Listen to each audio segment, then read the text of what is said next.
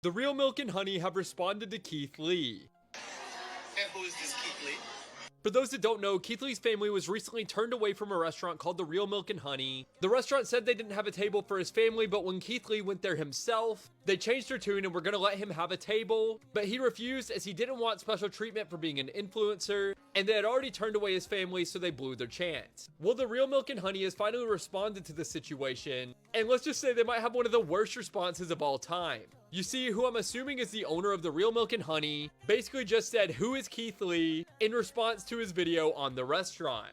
This has caused many people to absolutely ratio the restaurant in response, basically saying things like the response the restaurant had to this situation is essentially the opposite of what they should have done in response, and a lot of other people in the comments are saying to fire whoever came up with the response. Now, I will say the restaurant is definitely not doing themselves any favors with this response, because pretending that you don't know who Keith Lee is not a good look.